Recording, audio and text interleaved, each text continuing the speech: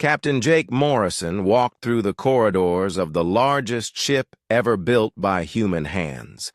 The walls stretched high above him, and the hallways were so wide that vehicles could drive through them. He had been aboard the UES Leviathan for 3 years, but the size of the ship still amazed him. The Leviathan was 15 kilometers long and 3 kilometers wide. It was built in the shadow of Earth's moon, hidden from any alien sensors that might be watching. For 20 years, the best human engineers had worked in secret to create this monster of a ship. Jake stopped at an observation window and looked out into space. He could see Earth in the distance, a small blue marble from this far away. Somewhere beyond his sight, alien ships were coming. He had known this day would arrive since he was a young officer in the Earth Defense Force. "Captain Morrison to the bridge," came a voice over the ship's communication system. Jake made his way to the command center. The bridge of the Leviathan was bigger than most buildings on Earth. Hundreds of officers worked at stations that controlled every part of the massive ship. In the center sat the captain's chair, surrounded by screens that showed information from across the solar system. Admiral Lisa Carter was waiting for him. She was a small woman with gray hair and sharp eyes that missed nothing. She had been in charge of Earth's defense preparations for 15 years. Under her leadership, humanity had built not just the Leviathan, but an entire hidden fleet. "Jake," she said as he approached, "our listening posts have confirmed it. The alien fleet has left their station. They will be here in 3 days. Jake nodded. "How many ships?" 12, Lisa replied. "Just like we expected. They think we are primitive. They are sending a standard conquest fleet." "Do they know about us?" Lisa shook her head. "Our stealth systems are working perfectly. As far as they know, we are still using chemical rockets and nuclear power. They have no idea what we have really built." Jake looked at the main screen, which showed a map of the solar system. Red dots marked the positions of human ships, hidden in asteroid fields and behind planets. Blue dots showed the alien fleet, still days away, but getting closer. "Tell me about their technology," Jake said. Chief Engineer Amy Rodriguez stepped forward. She was a young woman with dark hair and hands that were always dirty from working on engines. She had designed many of the systems that made the Leviathan possible. "Their ships use fusion reactors for power," Amy explained. "Their weapons are plasma-based, and their shields can stop most energy attacks. Their largest ship is about 2 kilometers long." "And us?" Jake asked. Amy smiled. "We use quantum reactors that produce 100 times more power than their fusion systems. Our weapons are based on antimatter and can punch through any known shielding. And we are 7 times larger than their biggest ship." Lieutenant Ben Parker, the ship's navigation officer, joined the conversation. He was a tall man with blonde hair and a calm manner that never changed, even in dangerous situations. "Sir," Ben said, "all systems are ready for operation. The crew is prepared for first contact." Jake walked to his chair and sat down. Around him, the bridge hummed with quiet activity. The officers at their stations were the best humanity had to offer. Many of them had trained their entire careers for this moment. "How did we do it?" Jake asked, speaking to the room in general. "How did we build all this without them knowing?" Amy answered first. "We were careful. We built everything in space, away from Earth. We used asteroids for raw materials and powered everything with solar collectors. From the outside, it looked like normal mining operations. The real trick was the science," added Dr. Kevin Walsh, the ship's science officer. He was an older man with white hair and thick glasses. We had a head start because we knew aliens existed. We could study their technology from the ships they sent to watch us. Lisa Carter moved to stand beside Jake's chair. We knew this day would come from the moment we detected their first scout ships, she said. We had two choices.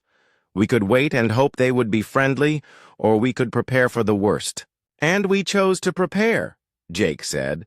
We chose to be ready for anything, Lisa corrected. We built the Leviathan not to start a war, but to make sure any war would end quickly. Communications Officer Danny Wright, a young man with red hair and freckles, looked up from his station. Admiral, we are receiving a message from Earth Defense Command.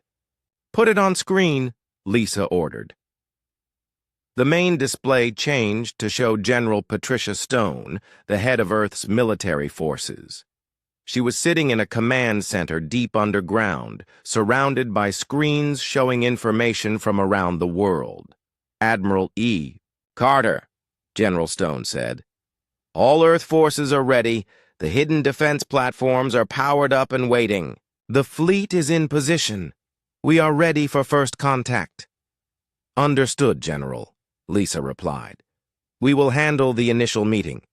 If things go badly, you know what to do. Good luck, Admiral. Earth is counting on you. The transmission ended, and the bridge returned to its quiet activity. Jake looked around at his crew.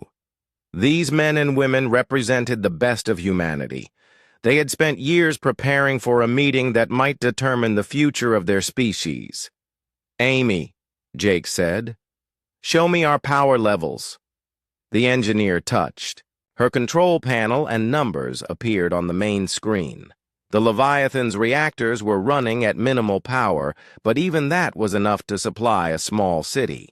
When fully activated, the ship could produce energy levels that would register as a small star.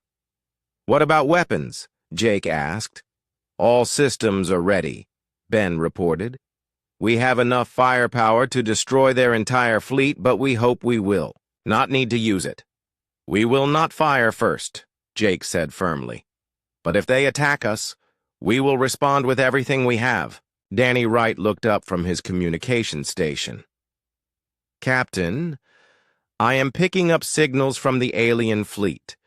They will enter our solar system in exactly 72 hours. Jake stood up and walked to the main screen. Somewhere out there, alien. Ships were heading toward Earth. Their commanders thought they were coming to conquer another primitive world. They had no idea they were about to meet something completely different. All stations, prepare for first contact protocols, Jake announced. In 3 days, we will make history.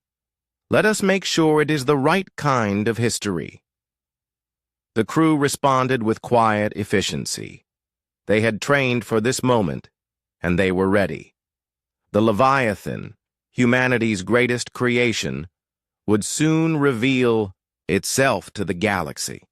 And when it did, nothing would ever be the same again. The massive space station hung in the void like a metal city. Ships from dozens of different worlds docked at its many ports. Inside the main council chamber, alien beings from across the galaxy sat around a circular table that glowed with soft, blue light. Council leader Zephyrian stood at the center of the room. His tall, thin body was covered in gray skin that looked like stone. 4 arms moved as he spoke, and his large black eyes scanned the room. He had been the leader of the Galactic Council for over 50 years. In all that time, he had never seen a species that could challenge their power. We have discovered another primitive world, Zephyrian announced. His voice was deep and echoed through the chamber. The planet is called Earth. The species calls itself human. A creature that looked like a giant insect clicked its mandibles. What is their technology level? It asked. Very low, replied Commander Veltar, a being with blue skin and 6 eyes. They have barely left their home planet. They use chemical rockets and basic nuclear power. Our scouts report they have small space stations and a few mining operations on nearby worlds. The aliens around the table made sounds that could have been laughter. To them, this was normal. They had found hundreds of primitive worlds over the centuries. Each time, the process was the same. Send a small fleet, make contact, and add the new species to the Council as junior members. The primitive species would provide labor and resources. In return, they would receive protection and basic technology. "How many ships should we send?" asked another council member. This one had tentacles instead of arms and spoke through a translator device. Zephyrian thought for a moment. 12 ships should be more than enough. We will follow standard protocol. Arrive in their system, demonstrate our superior technology, and offer them membership in the council. "What if they refuse?" asked the insect-like creature. "They never refuse," Zephyrian said with confidence. "When primitive species see our technology, they understand they have no choice. It is better to join us willingly than to be conquered." Commander. Veltar activated a holographic display in the center of the table. It showed images of Earth and its solar system. The planet looked blue and green from space, covered with oceans and continents. Small space stations orbited the world, looking tiny and fragile. "The humans have divided their planet into many small nations," Veltar explained. "They still fight wars among themselves. This shows they are not ready for galactic civilization. They will benefit from our guidance." The council members nodded in agreement. They had seen this pattern many times before. Primitive species were always divided and warlike. It was only after joining the council that they learned to live in peace. "What about their military?" asked a reptilian being with scales that changed color as it spoke. "Primitive weapons," Veltar answered. "They have nuclear missiles, but these are useless against our shields. Their largest warships are smaller than our scout vessels. They have no energy weapons or faster-than-light technology." Zephyrian smiled, showing teeth that were sharp and white. "Then it is settled. Commander Korath will lead the fleet to Earth. Standard first contact procedure. Make it clear that resistance is futile, but offer them honorable terms for surrender." Fleet Commander Korath stood up from his seat. He was a warrior from the planet Drakmor, with thick armor-like skin and muscles that bulged under his uniform. His species had been conquered by the Council 200 years ago. Now they served as soldiers and enforcers. "I will take our newest dreadnought," Korath said. "The humans will see our power and submit quickly." "Excellent," Zephyrian replied. "How long until you reach their system?" 3 days using our fastest ships," Korath answered. "I will send a message when we arrive." The council members began to discuss other business. To them, the human problem was already solved. They had done this so many times that it had become routine. Find primitive world, send fleet, accept surrender, add new workers to the galactic economy. But while the aliens talked, they did not know what was happening on Earth. Deep underground, in a secret facility, human engineers worked day and night on projects the aliens could not imagine. Admiral Lisa Carter stood in the command center, watching screens that showed every ship in their solar system. "The aliens think we are primitive," she said to her aide. "They have no idea what we have built." Captain Jake Morrison stood nearby, looking at reports from their hidden observation posts. "Let them think that," he said quietly. "It will make our response more effective." High above Earth, something massive moved in the shadow of the moon. It was so large that it blocked out stars as it passed. The aliens' sensors could not detect it because human technology had advanced in ways they did not expect. Back on the council station, Zephyrian finished the meeting with his usual closing words. Another primitive world will join our great civilization. Soon they will understand the benefits of serving the council. The aliens filed out of the chamber, already thinking about other matters. None of them wondered if their information about humans might be wrong. None of them questioned whether 12 ships would be enough. They had made these assumptions many times before, and they had always been right. Commander Korath went to his ship and began preparing for departure. He selected his best captains and their most intimidating vessels. The fleet would jump to Earth's system in perfect formation, a show of force that no primitive species could resist. As the alien fleet prepared to leave, signals were already racing through space toward Earth. Human listening posts detected the alien ships powering up their engines. The message was clear. First contact was about to begin. On Earth, Admiral Carter received the signal and smiled. "They are coming," she said into her communicator. "Jake, are you ready?" Far from Earth, Captain Morrison looked out at the massive ship that surrounded him. "We have been ready for years," he replied. "Let them come." The galaxy was about to learn that humans were not like other primitive species. They were not divided and weak. They had been watching, learning, and preparing. And they had built something that would change everything. Fleet Commander Korath stood on the bridge of his flagship, the Dominator, as it dropped out of faster-than-light travel. Around him, 11 other ships materialized in the darkness of space. They had arrived at the edge of the human solar system, just as planned. The view screen showed a yellow star in the distance, with several planets orbiting around it. Korath had done this same operation dozens of times before. Arrive, intimidate, accept surrender, move on to the next world.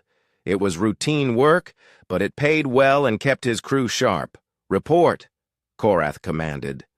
His voice was deep and rough, like rocks grinding together. "All ships have arrived safely," replied his first officer, Velnok. "No damage from the jump. All systems are operating normally." "What about the humans? Do they know we are here?" "Unknown, sir. We are detecting some radio signals from the inner system. Primitive communications. Nothing that suggests they have seen us yet." Korath walked to the tactical station. The screen showed a map of the solar system with his ships marked in red. The third planet from the star was Earth, their target. It looked peaceful and undefended. "What can you tell me about their defenses?" he asked. Lieutenant Zach Toole, his intelligence officer, pulled up a file on his screen. "Very limited, sir. They have some satellites around their planet and a few small space stations. We count maybe 20 ships total, all primitive designs. Nothing that could threaten even our smallest vessel. Any sign of military activity?" "They have ground-based armies and some aircraft, but nothing space-capable that we need to worry about. Their largest ships are less than a kilometer long and appear to be cargo vessels." Korath smiled. This would be easier than he had expected. Some primitive worlds at least tried to put up a fight, but the humans seemed completely helpless. "Move the fleet into attack formation," he ordered. "Standard intimidation pattern. I want them to see our ships and understand they have no chance."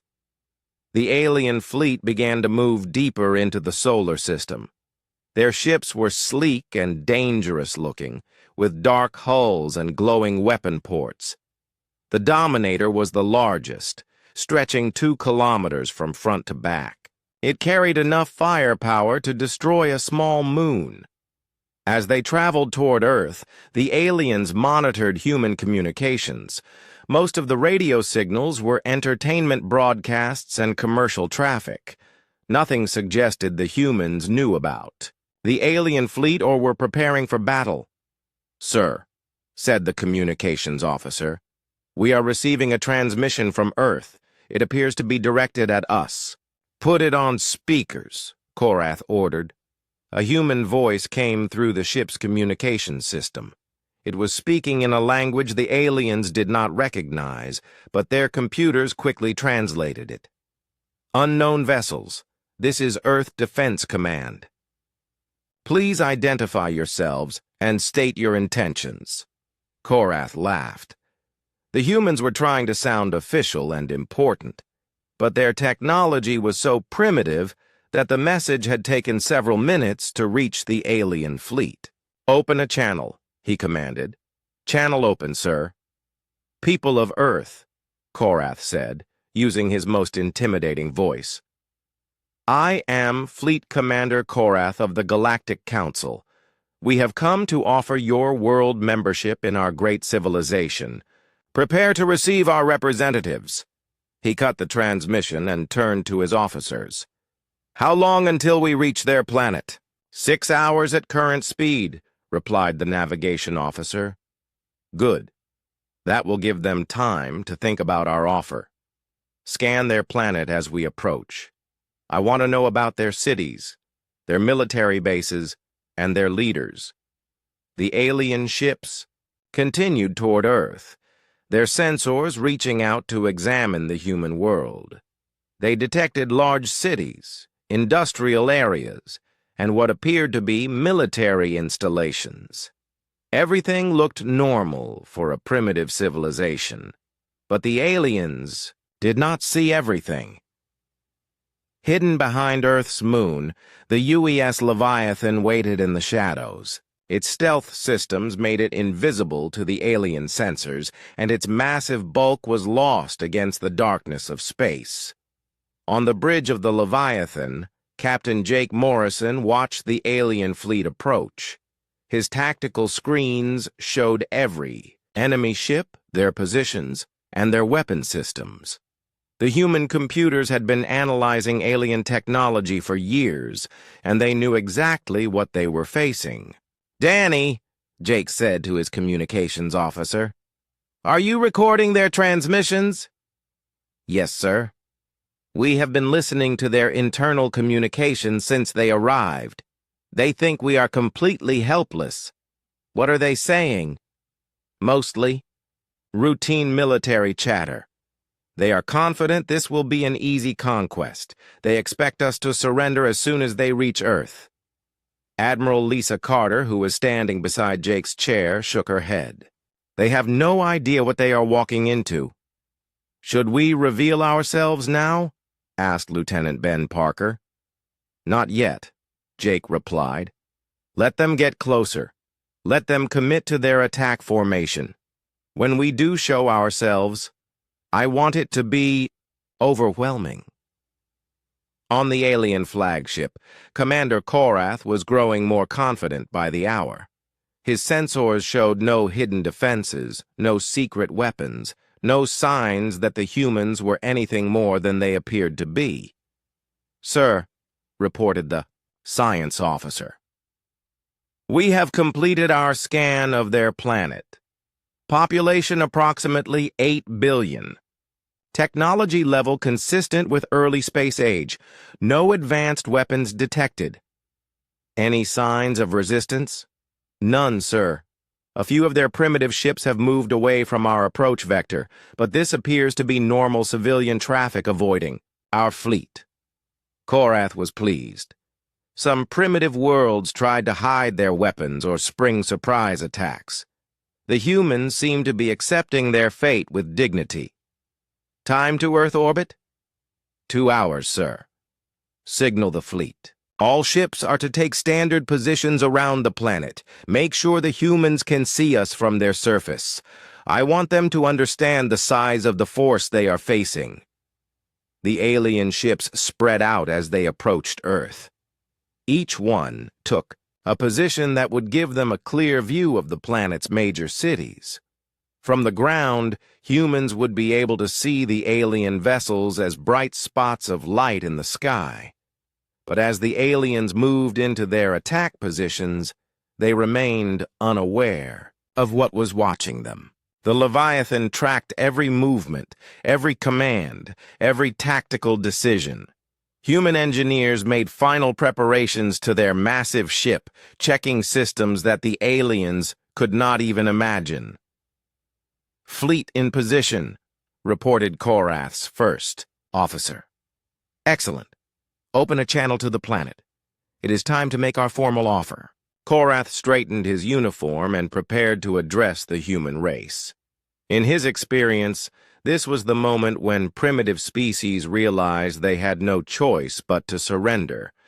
He expected the humans to react the same way. But hidden in the shadow of Earth's moon, Captain Morrison was making his own preparations. Soon, the aliens would learn that humanity was not like the other species they had conquered. Soon, they would understand that their assumptions about human technology were completely wrong. "Amy," Jake said to his chief engineer, "begin power-up. Sequence." "Yes, sir. Reactor coming online." Deep in the heart of the Leviathan, massive engines began to wake up. Energy levels that had never been seen before started to build.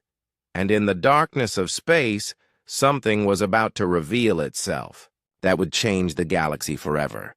Captain Jake Morrison stood on the bridge of the UES Leviathan as the massive ship began to come alive around him. Deep in the vessel's core, quantum reactors that had been running at minimal power for years started to increase their output. The bridge lights grew brighter, and the hum of energy filled the air. "Power levels at 20% and rising," reported Chief Engineer Amy Rodriguez from her station. Her hands moved quickly across the control panels as she monitored the ship's awakening systems. "All reactors are stable. No problems detected." "Time to full power?" Jake asked. 15 minutes, sir. We are bringing the systems online slowly to avoid detection until we are ready." Jake nodded and looked at the main screen. It showed the alien fleet in perfect formation around Earth. 12 ships, each one confident in their superiority. They had no idea what was about to happen. Admiral Lisa Carter stood beside the captain's chair, watching the tactical display. "They are in position for their standard intimidation routine," she said. "In a few minutes, they will demand our surrender." "Let them make their speech," Jake replied. "When they are done, we will give them our answer." Lieutenant Ben Parker looked up from the navigation station. "Sir, stealth systems are still holding. We remain invisible to their sensors. They have no idea we are here. How long can we maintain stealth at full power? Once we reach 100% power output, maybe 5 minutes before their sensors detect the energy signature. But once we decloak, stealth will not matter anymore." Jake walked to the front of the bridge and looked out at the stars. Somewhere beyond his sight, 8 billion humans waited to learn their fate. For decades, Earth's leaders had prepared for this moment.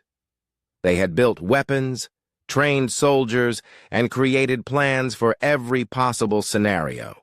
But in the end, it all came down to this one ship and the decisions made in the next few hours. "Danny," Jake said to the communications officer, "what are the aliens saying?"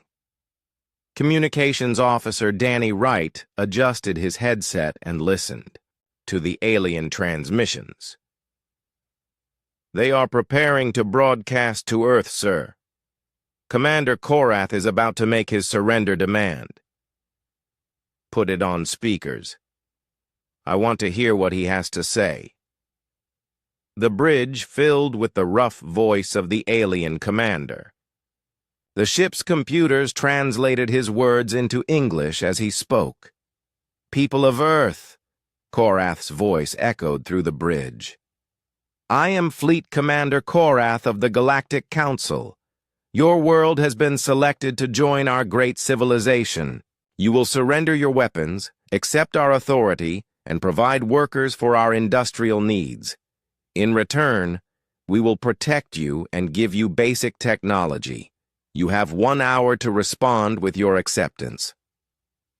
The transmission ended, and the bridge fell silent. Jake could feel the anger from his crew. The alien commander had not offered an alliance or friendship. He had demanded slavery. "Sir," Danny said quietly, "Earth Defense Command is requesting instructions." "Tell them to stand by," Jake replied. "We will handle this." Jake returned to his chair and activated the ship's internal communications system. His voice carried to every deck of the massive vessel, reaching the thousands of crew members who had trained for this moment. "All hands, this is the captain. The alien fleet has made their demands. They want us to surrender our freedom and become their slaves. Today, we show them that humanity does not surrender. Today, we show the galaxy what we have built. All stations, prepare for decloak in 5 minutes." Amy Rodriguez looked up from her engineering station. "Power at 90%. And climbing, sir. All weapon systems are online. Shields are ready for activation. Ben, how are our engines?" "Ready for full maneuvers, sir. The Leviathan is ready to move." Jake looked at the countdown timer on his screen. In 3 minutes, they would reveal themselves to the alien fleet. In 3 minutes, the balance of power in the galaxy would change forever. "Danny, prepare a response to the alien commander. When we decloak, I want to send him a message." "What should I tell him, sir?" Jake thought for a moment. "Tell him that humanity rejects his offer. Tell him that we choose freedom over slavery. And tell him that if he wants to take our world, he is welcome to try." The final minute counted down slowly. Around the bridge, officers checked their stations one last time. Everything was ready. The Leviathan, 15 kilometers of human engineering and determination, was about to announce itself to the universe. 10 seconds to decloak, Ben announced. 5 seconds. 3, 2, 1. Decloak now. The stealth systems shut down, and the UES Leviathan appeared in space like a metal mountain, emerging from fog. The ship's hull reflected the light of Earth's sun, creating a gleaming surface that stretched farther than the eye could see. Along its length, weapon ports glowed with barely contained energy, and shield generators created a faint blue glow. Around the entire vessel, on the alien flagship, alarms began to sound immediately. Officers rushed to their stations as their sensors detected something impossible. The energy readings were so high that several instruments overloaded and shut down automatically. "Report!" Commander Korath shouted over the noise of the alarms. "Sir, massive energy signature detected behind the planet's moon," his science officer said, his voice shaking. "The readings are off our scales. Show me." The main screen switched to show the Leviathan in all its massive glory. The alien bridge fell silent as they stared at the human ship. It was larger than their entire fleet combined, and the energy it was producing made their own vessels look like toys. "That is impossible," Korath whispered. "The humans are primitive. They cannot build something like that." Back on the Leviathan, Jake watched the alien fleet's reaction on his tactical display. Several ships had broken formation and were backing away from Earth. Others seemed frozen in place, as if their crews could not believe what they were seeing. "Sir," Danny reported, "we are receiving panicked transmissions from the alien fleet. They are asking each other what they are seeing. Some of them want to retreat." "And Commander Korath? He has not responded to our message yet. I think he is in shock." Jake stood up and walked to the main screen. The alien ships looked small and fragile compared to the Leviathan. But he knew they were still dangerous. If they decided to fight, People would die. Amy, what is our power level? 100%, sir. All systems are fully operational. Good. Ben, take us toward the alien fleet. Nice and slow. I want them to get a good look at us.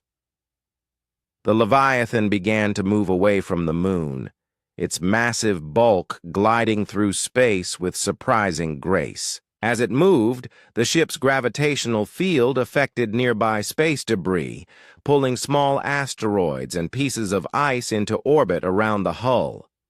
The alien crews watched in growing terror as the human ship approached. They had conquered dozens of worlds, fought countless battles, and seen the most advanced technology in the galaxy. But nothing had prepared them for this. On Earth's surface, humans looked up at the sky and saw their protector revealed at last. The Leviathan was visible even in daylight, a bright star that moved among the planets. Children pointed at it in wonder, while adults felt a surge of pride that their species had built something so magnificent. "Sir," Danny said, "Commander Korath is requesting a private communication." Jake smiled. "Put him through. Let us hear what he has to say now." Fleet Commander Korath stared at the main screen of his flagship, unable to believe what his eyes were showing him. The human ship was impossibly large, stretching across space like a metal continent. His own vessel, which had seemed powerful and intimidating just moments before, now looked like a small boat next to an ocean liner. "Sir," his science officer said, his voice trembling, "I am reading energy levels that should not be possible. Their power output is greater than our entire fleet combined." "Run the scan again," Korath ordered. "There must be an error." "I have run it 6 times, sir. The readings are correct. That ship is producing energy equivalent to a small star." Around the bridge of the Dominator, alien officers worked frantically at their stations. Warning lights flashed as their computers tried to process information that seemed impossible. Several crew members had stopped working entirely and were simply staring at the massive human vessel. "Sir," the communications officer interrupted, "we are receiving transmissions from the other ships in our fleet. Put them on speakers." The bridge filled with the panicked voices of Korath's captains. Each one was reporting the same impossible readings, the same overwhelming display of human technology. "Commander, this is Captain Vexillar on the destroyer. My sensors show a ship 15 kilometers long. Please confirm this reading." "Confirmed," Korath replied grimly. "Sir, this is Captain Mordek on the Vengeance. My weapons officer says their shield generators alone are more powerful than our main reactors. How is this possible?" Before Korath could answer, another voice broke in. "All ships, this is Captain Zulvan on the Predator. I recommend immediate retreat. We are outmatched beyond any reasonable measure." "Silence!" Korath shouted. "All ships, maintain position. Do not show weakness." But even as he gave the order, Korath felt fear growing in his chest. In 30 years of military service, he had never seen anything like the human ship. The Galactic Council had taught him that primitive species were weak and disorganized. They used simple weapons and crude technology. They surrendered quickly when faced with superior force. The humans had broken every rule. Communications Officer Danny Wright sat at his station aboard the Leviathan, listening to the alien transmissions with growing satisfaction. The enemy fleet was in complete confusion. Their captains were arguing among themselves and their crews were clearly terrified. "Captain," Danny said to Jake Morrison, "the aliens are completely panicked. Several ships are requesting permission to retreat. Their commander Korath is trying to maintain order, but his fleet is falling apart." "What about their weapons?" Jake asked. Lieutenant Ben Parker checked his tactical display. Sir, none of their ships have powered up their weapons. They are maintaining shields, but they seem afraid to take any aggressive action. Chief Engineer Amy Rodriguez looked up from her station. Their energy signatures show they are running their reactors at maximum output, but it is not because they are preparing to fight. I think they are trying to power up systems that can make sense of what they are seeing. Admiral Lisa Carter moved to stand beside Jake's chair. They cannot understand how we built something like this, she said. To them, we should still be using chemical rockets and nuclear power. Jake nodded. Danny, are you still monitoring their communications? Yes, sir. They are trying to contact the Galactic Council station. They want to report what they have found, but they are having trouble believing it themselves. What are they saying exactly? Danny adjusted his headset and listened for a moment. Commander Korath is talking to someone called Council Leader Zephyrian. He is trying to explain the situation, but the Council Leader does not believe him. Put it on speakers. I want to hear this. The bridge of the Leviathan filled with the voices of the alien commander and his superior. The ship's computers translated their words into English. Council Leader, Korath was saying, I need to report an unexpected situation. The humans have a ship that is much larger than our intelligence suggested. How much larger? Came the reply from the distant alien station. 15 kilometers long, sir, with energy output that exceeds our entire fleet. There was a long silence before the council leader responded. That is impossible, Commander. Our scouts reported that humans are primitive. They have no advanced technology. Sir, I am looking at it right now. The ship is real. Commander Korath, you have served with distinction for many years, but what you are describing cannot exist. Perhaps your sensors are malfunctioning. All 12 ships are reading the same thing, sir. The human vessel is approximately 7 times larger than our biggest dreadnought. Another pause. Commander, return to base immediately. We will send a technical team to examine your equipment. Sir, with respect, my equipment is working perfectly. The humans have built something that changes everything. Jake motioned for Danny to cut the audio feed. Around the bridge, human officers were trying not to smile. The aliens' confusion was exactly what Earth's planners had hoped for.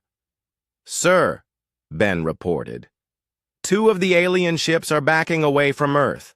They appear to be preparing to retreat. And the others? Holding position, but their formation is breaking down. They do not know what to do. Jake walked to the main screen and looked at the alien fleet. Even from this distance, he could see that their ships were no longer in the perfect attack formation they had arrived in. Some had moved closer together, as if seeking protection from each other. Others had spread out, preparing to run if necessary. Amy, Jake said, what would happen if we powered up our main weapons array? The energy signature would increase dramatically, sir. Their sensors would detect power levels they have never seen before. Do it, but do not target their ships. I want them to see what we are capable of, but I do not want them to think we are about to attack. Amy's hands moved across her control panel. Deep within the Leviathan, weapon systems that had been built in absolute secrecy came online for the first time. The ship's main guns were based on technology that the aliens did not even have theories about yet. On the alien flagship, new alarms began to sound. The science officer looked at his instruments in horror. Sir, he reported to Commander Korath, the human ship is powering up weapon systems. The energy readings are beyond anything in our database. How powerful. Sir, if they fired at us, I do not think our shields could stop even a fraction of the blast. Korath looked around his bridge at the frightened faces of his crew. These were veteran soldiers who had fought in dozens of battles. They had conquered worlds and defeated enemy fleets. But now they looked like children who had stumbled into a room full of monsters. "Sir," his communications officer said quietly, "Captain Zulvan is requesting permission to retreat. He says his crew is refusing to fight. Tell him to maintain position. Sir, Captain Vexelar is also requesting retreat. And Captain Mordek. Actually, sir, 8 of our 12 captains are asking for permission to leave." Korath felt his military career crashing down around him. He had been sent to conquer a primitive world, and instead he had found something that could destroy his entire fleet without effort. If he retreated, the council would court-martial him for cowardice. If he stayed, his ships might be destroyed. But as he looked at the massive human vessel on his screen, Korath began to understand that this was not about his career anymore. This was about survival. The humans had built something that changed the balance of power in the galaxy, and they had done it in secret, while the aliens thought they were still primitive. Captain Jake Morrison stood on the bridge of the UES Leviathan, watching the alien fleet struggle with the reality of what they were facing. For 10 minutes, the enemy ships had remained frozen in space, their crews apparently unable to decide what to do. Some vessels had backed away from Earth, while others held their positions but made no aggressive moves. "Danny," Jake said to his communications officer, "have they responded to our message?" "No, sir. Commander Korath has been talking to his superiors at the Galactic Council, but he has not replied to our rejection of his surrender demand. How long has it been since we revealed ourselves?" 15 minutes, sir." Admiral Lisa Carter moved to stand beside Jake's chair. "They are in shock," she said. "Their entire understanding of human technology has been shattered, but shock will not last forever. Soon they will either retreat or decide to attack." Jake nodded. "Amy, what is the status of our weapons?" Chief Engineer Amy Rodriguez checked her displays. "All systems are online and ready, sir. Main guns are powered but not targeted. Point defense systems are active. We could engage their entire fleet simultaneously if necessary." "And our shields?" "At maximum strength, sir. Based on our analysis of their technology, their weapons cannot penetrate our defenses." Lieutenant Ben Parker looked up from his navigation station. "Sir, I am detecting movement in the alien fleet. 3 ships are changing course away from Earth." Jake studied the tactical display. 3 of the smaller alien vessels were indeed turning away, their engines glowing brighter as they prepared to leave the solar system. "Let them go," Jake said, "but keep tracking them. I want to know if they are really retreating or if this is some kind of tactical maneuver." "Sir," Danny interrupted, "we are receiving a transmission from Commander Korath. Put it on speakers." The alien commander's voice filled the bridge, but it sounded different than before. The arrogance was gone, replaced by uncertainty and fear. "Human vessel," Korath said. "I am Fleet Commander Korath of the Galactic Council. I request a meeting to discuss terms." Jake looked at Admiral Carter, who shook her head slightly. "Danny, open a channel." "Channel open, sir." "Commander." "Korath," Jake said, his voice calm and professional. "This is Captain Morrison of the Earth Defense Force.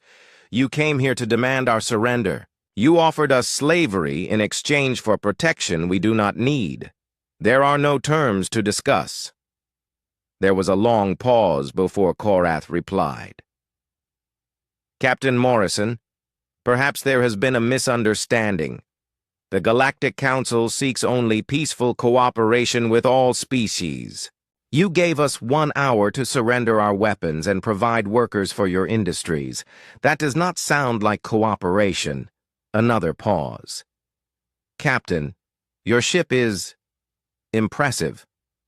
Perhaps we can reach an agreement that benefits both our peoples." Jake. walked to the front of the bridge and looked out at the alien fleet. Even now, some of the ships were powering up their weapons. They were scared, but they were still thinking about fighting. "Amy," Jake said quietly, "I think we need to make our capabilities more clear. Prepare for a demonstration." "What kind of demonstration, sir?" "Something that will show them exactly what they are dealing with." "But I do not want to hurt anyone." Amy thought for a moment. "Sir, we could fire a single shot from our main array into empty space. The energy discharge would be visible throughout the solar system." "That sounds perfect. Ben, plot a course for our shot. I want it to go into deep space, away from any planets or ships." "Course plotted, sir. Firing solution ready." Jake activated the ship's communication system. "Commander Korath, you seem to be having difficulty understanding our position. Perhaps a demonstration will help clarify things." "Captain Morrison, please. There is no need for violence." "This is not violence, Commander. This is education." Jake turned to Amy. "Fire!" The main gun of the UES Leviathan discharged a beam of pure energy that lit up space like a second sun. The shot traveled away from Earth at a significant fraction of light speed, creating a brilliant line across the darkness. When it reached empty space beyond the solar system, the energy dispersed in a flash that was visible from Earth's surface. On the alien ships, every sensor overloaded. Emergency systems shut down automatically to prevent damage to delicate equipment. The energy readings were so high that several alien computers crashed trying to process the information. Commander Korath stared at his instruments in disbelief. The human ship had just fired a weapon that produced more energy than his entire fleet could generate in a year, and they had fired it as a warning shot, not even trying to hit anything. "Sir," his science officer whispered, "if they had targeted us with that weapon, it would have destroyed our entire fleet instantly." "I know," Korath replied, his voice barely audible. On the bridge of the Leviathan, the human crew watched the alien fleet's reaction with satisfaction. Several enemy ships had immediately powered down their weapons and backed away from Earth. Others seemed frozen in place, their crews apparently too shocked to move. "Danny," Jake said, "what are they saying now?" "Sir, their communications are chaotic. Multiple captains are requesting immediate retreat. Commander Korath is trying to maintain order, but his fleet is falling apart. And the ships that were preparing to attack? All weapons powered down, sir. I do not think they want to find out what our targeting systems can do." Admiral Carter smiled grimly. "One shot, and we have neutralized an entire invasion fleet." "Sir," Ben reported, 5 more ships are changing course away from Earth. Only 4 vessels remain in attack formation." Jake nodded. "Danny, open a channel to the alien fleet." "Channel open, sir." "Commander Korath, I believe you now understand the situation. Your fleet cannot threaten Earth. Your weapons cannot penetrate our defenses, and our weapons can destroy your ships faster than you can target them. I suggest you reconsider your mission." Korath's reply came quickly this time. "Captain Morrison, we did not know. Our intelligence was wrong. We thought you were primitive." "We let you think that," Jake replied. "We wanted to see what kind of species the Galactic Council really was. Now we know.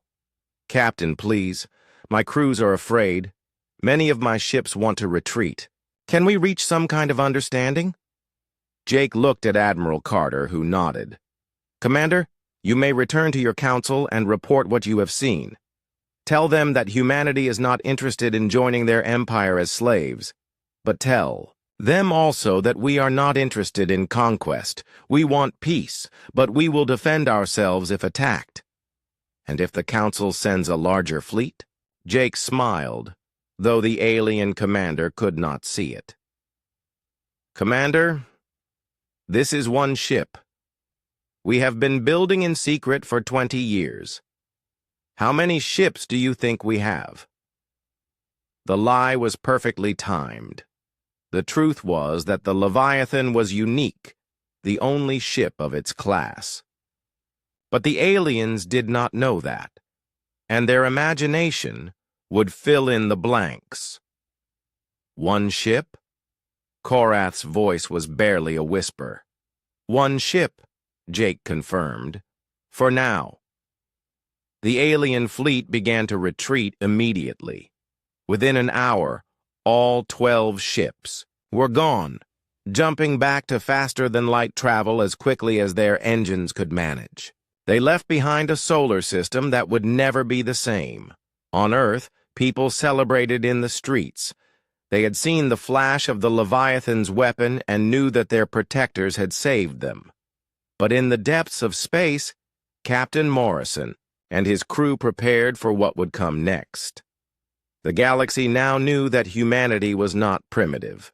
Soon, representatives would come to negotiate, and Earth would need to decide what kind of neighbor it wanted to be in a universe full of alien empires. Council leader Zephyrian stood in the center of the emergency session chamber, his forearms moving nervously as he tried to maintain order. Around him, representatives from dozens of alien species argued loudly in their various languages. The emergency meeting had been called just hours after Fleet Commander Korath's shocking report from the human solar system. "Order!" Zephyrian shouted, his voice echoing through the massive chamber. "We must have order!" The arguing slowly died down, but the tension in the room remained thick. Many of the council members were afraid, others were angry, and some were already planning how to save their own worlds if humanity decided to expand beyond their solar system. Commander Veltar, the blue-skinned intelligence officer who had briefed the council about humanity just days before, stood at his station with his head down. His report had been completely wrong, and everyone knew it. "Commander Korath," Zephyrian said into his communication device, "report your status." The fleet commander's voice came through the chamber's speakers, sounding tired and defeated. "Council, leader, my fleet has retreated to the Nexus station. We are no longer in the human system. Tell the council what you saw." There was a pause before Korath began his report. "Council leader, the humans have constructed a warship that is 15 kilometers in length. Its power output exceeds our entire fleet combined. When they fired a warning shot, the energy discharge was visible across their entire solar system." The chamber erupted in shocked voices. Several council members stood up and began shouting questions at once. "Impossible!" cried a reptilian delegate. "No primitive species has that technology." "Our scouts reported they were using chemical rockets," added another voice. "How could they hide something so large?" Zephyrian raised all four arms for silence. "Commander Korath, you said this was one ship. Did you detect others?" "No, sir. But when I asked the human captain about their fleet, he suggested they had been building in secret for 20 years. He implied there were more ships like this." One. A delegate from the Vorthon Empire, a species that looked like giant spiders, clicked its mandibles nervously. "Council leader, if the humans have multiple ships of this size, they could threaten any world in the galaxy." "We must strike first," declared General Crux of the Drakmor military, "before they can build more ships." "With what?" asked another voice. "You heard the report. Our weapons cannot even scratch their shields." Zephyrian walked to the center of the chamber, trying to think clearly despite the chaos around him. For 50 years, he had led the Galactic Council through expansion and conquest. They had added over 100 primitive worlds to their empire, always following the same pattern. Send a small fleet, demand surrender, accept the new species as workers and servants. The humans had broken that pattern completely. "Commander Veltar," Zephyrian said, "how could our intelligence be so wrong?" The blue-skinned officer looked up from his station. "Sir, our scout ships reported exactly what they saw. Chemical rockets, nuclear power, small space stations. The humans must have been hiding their true capabilities. For how long? Based on Commander Korath's report, possibly decades. They built their warship in secret, away from our observation posts." A delegate from the hegemony of worlds stood up. She was a tall, thin being with silver skin and large black eyes. "Council leader, we demand to know how this affects our security. If humans can hide technology like this, what about other species we consider primitive?" "That is a good question," Zephyrian admitted. "Commander Veltar, begin immediate reviews of all our intelligence reports. I want to know if any other species might be hiding advanced technology." "Yes, sir." Another delegate, this one from a species that looked like walking crystals, spoke up. "Council leader, what do we know about human intentions? Do they plan to attack our worlds?" Zephyrian activated his communication device again. "Commander Korath, what did the humans say about their goals?" "Sir, their captain said they were not interested in conquest. He claimed they only wanted to defend themselves, but he also made it clear they would not join the council as servants." "They rejected membership entirely?" "Yes, sir. They want to be treated as equals, not as a primitive species." The chamber fell silent for a moment as the delegates absorbed this information. No species had ever rejected council membership before. The benefits of joining were obvious: protection, technology, access to galactic trade routes. The fact that humans did not want these things suggested they felt strong enough to survive on their own. "Council leader," said a delegate from the Federated Systems, "perhaps we should consider offering them full membership, equal status in the council." "Absolutely not!" General Crux slammed his armored fist on his desk. "We do not negotiate with primitives. We conquer them or we destroy them." "General," the crystal being replied, "they do not appear to be primitive anymore. They are still just one species from one world. We represent hundreds of civilizations." Zephyrian held up his hands for quiet. "General Crux, how many ships would we need to defeat this human vessel?" The military officer checked his data pad. "Based on the energy readings, we would need at least 50 of our largest dreadnoughts, possibly more." "And how long would it take to assemble such a fleet?" 6 months, sir, maybe longer." "And in that time, how many more ships might the humans build?" General Crux did not answer. Delegate Saroth of the hegemony stood up again. "Council leader, I propose we send a diplomatic mission to the humans. Open negotiations. Find out what they want." "They have already told us what they want," Zephyrian replied. "They want to be left alone." "Then perhaps we should leave them alone."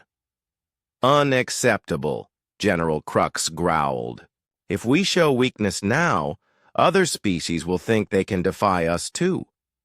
"General," said the crystal delegate, "what if other species already have the technology to defy us? What if we have been fooling ourselves about our superiority?" The question hung in the air like a poison cloud. For centuries, the Galactic Council had believed they were the most advanced civilization in the galaxy. They had conquered world after world, always finding species that were weaker and less developed. The humans had shattered that belief in a single demonstration. Commander Veltar looked up from his station again. Council Leader, I am receiving reports from our observation posts throughout the galaxy. Several primitive species have suddenly become very quiet. They have stopped their normal communications traffic. What does that mean? Sir, it might mean they are also hiding something. The news of the human ship will spread quickly. Other species might be preparing their own surprises. Zephyrian felt a chill run through his body. The Council's empire was built on the assumption that they were technologically superior to everyone else. If that assumption was wrong, their entire civilization was in danger. Council Leader, came Commander Korath's voice over the communication system. I have another report. Go ahead, Commander. Sir, we have detected several other ships leaving the human system. They appear to be moving toward our territory. The chamber erupted in panic. Delegates shouted questions and demands for immediate military action. Are they warships? Zephyrian asked. Unknown, sir. They are much smaller than the vessel we encountered, but we cannot determine their capabilities. How many ships? 3. Sir. They are traveling at faster than light speed and will reach our border systems in approximately 1 week. Zephyrian looked around the chamber at the frightened faces of his colleagues. The humans were coming, and the Council had no idea what they wanted. Were they bringing diplomats or weapons? Did they want peace or war? All delegates, Zephyrian announced. This session is adjourned. Return to your ships and prepare your defenses. We will reconvene when we know more about human intentions. As the alien representatives filed out of the chamber, many of them were already making plans to protect their own worlds. The age of Galactic Council dominance was ending, and no one knew what would replace it. Deep in space, 3 human ships continued their journey toward the Council's territory. But these were not warships. They were diplomatic vessels, carrying Admiral Lisa Carter and her team of negotiators. Humanity was coming not to conquer, but to talk. The galaxy was about to learn that sometimes the most dangerous species were the ones that preferred peace to war. Admiral Lisa Carter stood on the bridge of the UES Ambassador as it approached the Galactic Council station. Through the main viewing window, she could see the massive alien structure growing larger ahead of them. The station was impressive, she had to admit. It was built like a metal city floating in space, with docking bays for hundreds of ships and living areas for millions of beings. But after seeing what humanity could build, the alien station looked almost primitive. Admiral, said Captain Peter Hayes, the commander of the Ambassador. We are being scanned by multiple alien vessels. They seem very nervous about our arrival. I do not blame them, Lisa replied. 3 days ago, they thought they were the strongest power in the galaxy. Today, they are not so sure. The 3 human ships had made the journey from Earth in record time. The Ambassador was accompanied by 2 smaller vessels, the Diplomat and the Peacekeeper. All 3 ships were much smaller than the Leviathan, but they still represented technology that the aliens had never seen before. Communications Officer Roberts, Lisa said to a young woman at the communication station. Are we receiving any messages from the station? Yes, ma'am. Multiple requests for us to identify ourselves and state our intentions. They sound very polite, but also very scared. Open a channel. Channel open, Admiral. Galactic Council Station. This is Admiral Carter of the Earth Defense Force. We come in peace to discuss relations between humanity and the Council. We request permission to dock. The reply came quickly. Admiral Carter, this is Council Leader Zephyrian. You are welcome at our station. We have prepared accommodations for your delegation. Thank you, Council Leader. We will dock in 30 minutes. As the human ships approached the station, alien vessels moved to give them room. Some of the alien captains had seen the reports from Commander Korath's fleet, and they did not want to take any chances with the humans. Lisa walked to the main screen and looked at the collection of alien ships around the station. There were dozens of different designs, representing species from across the galaxy. Some looked like mechanical creatures, others were smooth and elegant, and a few seemed to be grown rather than built. "Captain Hayes," she said, "what do you think of their technology?" "Advanced in some ways, Admiral, but their ships are all built for the same purpose: conquest and intimidation. I do not see any dedicated exploration vessels or research ships." "That tells us something about their culture." Dr. Kevin Walsh, who had come along as the mission's science advisor, joined them at the viewing window. "Admiral, I have been analyzing their ship designs. They have good weapons and shields, but their engines are inefficient and their power systems are outdated." "Compared to what?" "Compared to us, ma'am. We took a different path in our technological development. They focused on military power. We focused on efficiency and capability." Lisa nodded. That made sense. The Galactic Council had conquered their way across the galaxy, so they built ships for fighting. Humanity had been preparing to defend their single world, so they built ships that could do everything. "Admiral," Communications Officer Roberts said, "the docking bay is ready for us." "Take us in, Captain." The ambassador moved slowly into the alien station's docking bay. The bay was huge, designed to hold ships much larger than the human vessel. But as they settled onto the landing platform, Lisa could see alien workers staring at their ship with obvious curiosity and fear. "Ma'am," said Commander Scott Turner, the head of her security team, "are you sure about this? We are going to be surrounded by potentially hostile aliens." "Commander, if they wanted to hurt us, they would have tried when we arrived. Besides, they have seen what the Leviathan can do. I do not think they want to risk making us angry." Lisa gathered her team and prepared to meet the aliens face to face.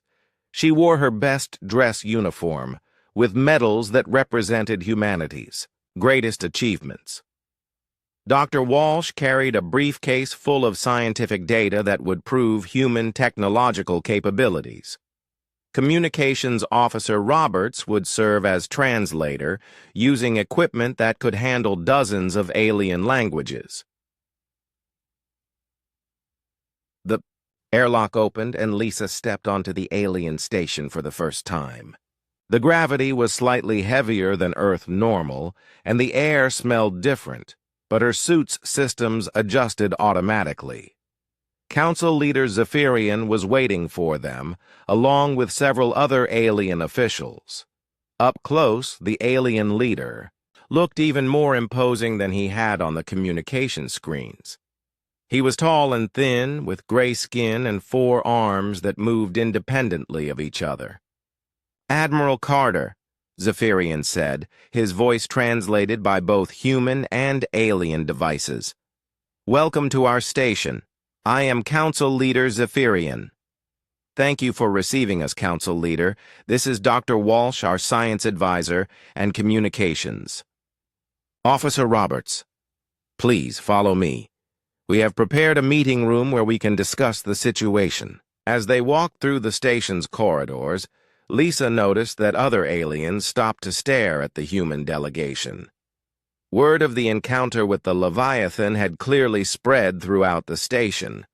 The meeting room was large and circular, with seats arranged around a central table.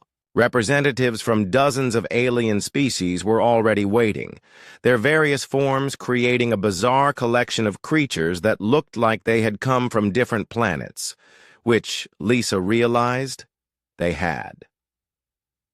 "Admiral Carter," Zephyrian said as they took their seats, "I will be direct. Your ship, the Leviathan, has caused considerable concern among our member species. We did not expect humans to possess such advanced technology. Council leader, Lisa replied, we did not expect you to demand our surrender and offer us slavery. It seems we both had incorrect information about each other. There was uncomfortable shifting around the table. Several alien delegates looked embarrassed. Admiral, said a reptilian being with scales that changed color as it spoke, our intelligence reports indicated that humans were a primitive species. How did we get this so wrong? Dr. Walsh leaned forward. You got it wrong because you made assumptions. You saw our chemical rockets and nuclear power and decided we were primitive. You did not consider that we might be hiding our true capabilities. But why hide them? Asked another alien, this one looking like a giant insect. Because we wanted to see what kind of neighbors you would be, Lisa answered. If you had offered friendship and trade, we might have revealed our technology sooner. Instead, you came with warships and demanded our surrender. Council leader Zephyrian's forearms moved nervously. Admiral, the Council has operated the same way for centuries. We find primitive worlds, offer them membership, and help them develop. As servants and workers, Lisa pointed out, as junior members who contribute to the greater galactic community. Council, leader, humanity is not interested in being junior members of anything. We are willing to work with you as equals, or we can remain separate. But we will not accept subjugation. A delegate that looked like a walking crystal spoke up. Admiral, what do humans want from the galaxy? Lisa smiled. Peace, trade, and the freedom to explore. We want to learn about other species and share our knowledge. We want to trade resources and technology. But we want to do these things as partners, not as subjects. And if we refuse, asked General Crux, the military representative, then we will return to Earth and leave you alone, Lisa said simply. We have no interest in conquest. But you have the power to conquer, General Crux pointed out. Yes, we do. That is exactly why we will not use it. The room fell silent as the aliens absorbed this statement. It was a concept that many of them found difficult to understand. Species with superior military power always used it to dominate others. That was how the galaxy worked. Admiral, Zephyrian said slowly, are you saying that humans have the ability to destroy our fleets, but you choose not to? That is exactly what I am saying. Why? Dr. Walsh answered. Because we learned from our own history. For thousands of years, humans fought wars among themselves. The strongest nations conquered the weaker ones. But we eventually realized that cooperation was more beneficial than conquest. You found a better way, said the crystal delegate. We found a way that works for us, Lisa corrected. Other species may need different solutions. Council leader Zephyrian stood up and walked to the center of the room.